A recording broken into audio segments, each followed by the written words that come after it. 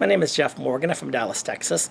Over the last few days, probably the biggest topic of conversation in America has been on the hearings that have taken place in which Judge Brett Kavanaugh has basically been considered guilty by accusation, by an accusation lodged by Dr. Christine Ford about an incident that took place supposedly 36 years ago. Now, no matter which side of the aisle you are on, no matter whether you believe her or you believe him, the problem is this, is that right now the Democratic senators have now changed the standard. It used to be that we were innocent until proven guilty. The Democrats have now said you are now guilty until proven innocence. They are putting the burden upon Brett Kavanaugh to prove that he is innocent of the charges that Christine Ford has filed against him. Charges, by the way, which apparently have not been corroborated by other people. And those who have tried to speak out in her defense have given inconsistent testimony, but that's regardless of the fact. The fact of the matter remains that according to the Democrats, at this point in time, you are now guilty until proven innocent. And if you get upset about these false charges lodged against you, it shows that you don't have the temperament necessary to be a judge. So you get these senators who can get up there, can destroy a person, can lie about him, slander about him, assuming all of the charges are false.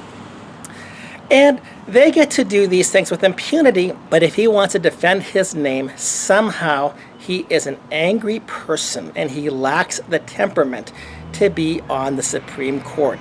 That in itself shows he is not a fit and able person who may be a judge until the year 2050, as other people have said.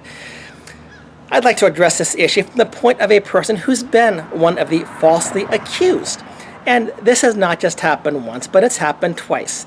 In the state of Texas, when you are married to somebody and that person decides for any reason, for no reason, for whatever reason he or she wants a divorce, that person can file for divorce under the grounds of insupportability. It's in the Texas Family Code 6.001.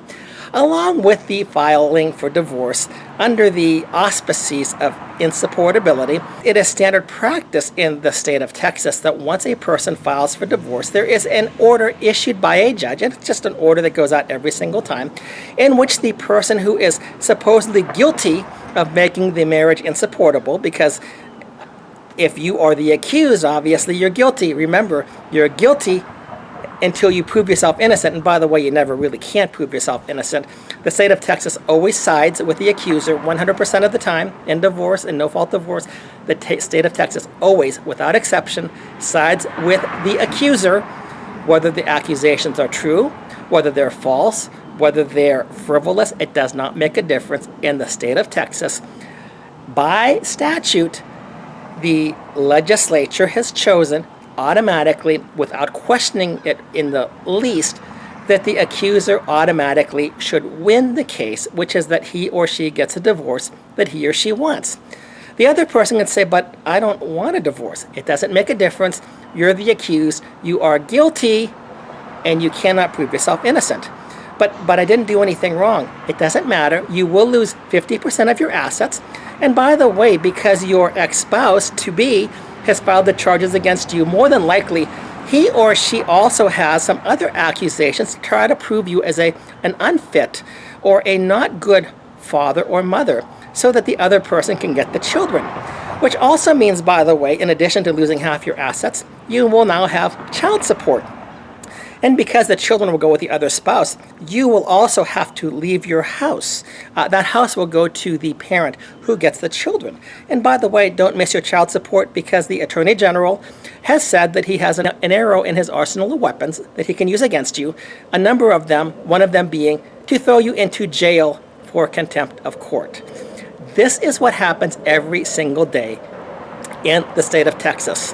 What I find a little bit hypocritical among my conservative friends is that they're very upset right now that such accusations can take place against Brett Kavanaugh, a man of, from all accounts, of outstanding moral character, a man who is an outstanding legal mind, a man who has done more to help the women that have clerked for him than any other judge around.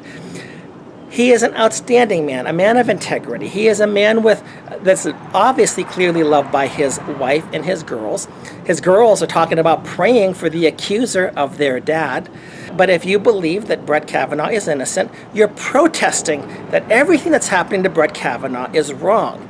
And yet you will not speak out about what happens every single day, multiple times a day, in what we call family court, anti-family court. Courts that will, by legislative decree, destroy your family, and you are guilty, period. This is why we're fighting for the repeal of unilateral divorce. Now, let me tell you what it's like to be on the receiving end of a petition to be divorced, even though your ex-spouse's parents and entire family said that we are against what she's doing, and yet it's funny how quickly those things can change. All of a sudden, you can now become guilty of all sorts of heinous crimes. So, for example, in Texas, when a person files for the no-fault divorce, the unilateral divorce, the divorce under insupportability, the irretrievable breakdown of a marriage, which again needs no proof, but this takes place, a judge issues the order, and I, in this instance, had to provide an accounting of my assets, or our assets. So it turned out that due to this court order that was put upon me, I had to bring a realtor over to take a look at the house, to value our house, so that in compliance with the judge's orders, I gave a proper accounting of the assets that we had. Lo and behold, while I am doing this, guess who comes home? My ex-wife with one of my daughters. When I did this, nobody was home. I had a realtor friend who came over who was trying to tell me, Jeff, you've got to fight, you've got to fight, you've got to fight. And I wasn't sure what to do. I wasn't trying to create problems. Even though I was going to lose everything, I was still not trying to create the problems.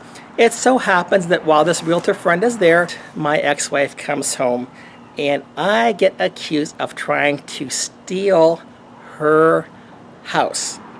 Later on that evening, I'm sitting in a room by myself, and my daughter comes in and starts beating me, to which I'm just completely surprised. And she's talking about how innocent her mother was. I was simply doing what was in the judge's order against me.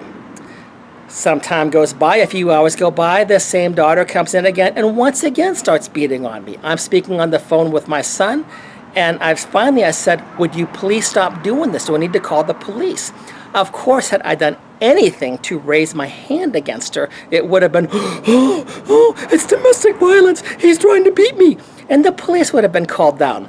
None of this happened, so I again got beaten because of this judge's court order that said I had to comply and provide him a listing of all the assets that I had.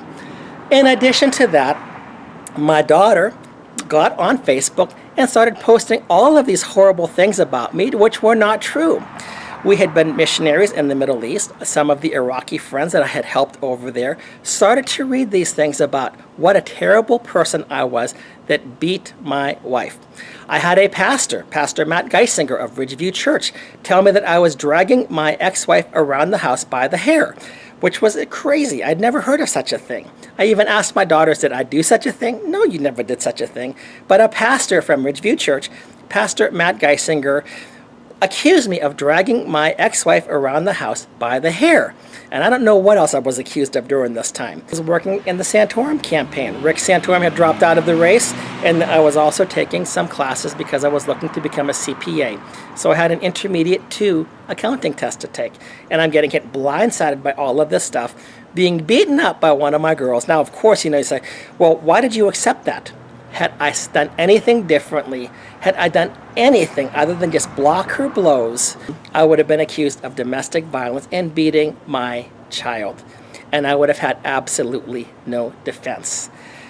So, to you conservatives out there who are appalled, as I am, with what is happening to Judge Kavanaugh, may I say this happens every single day in Texas.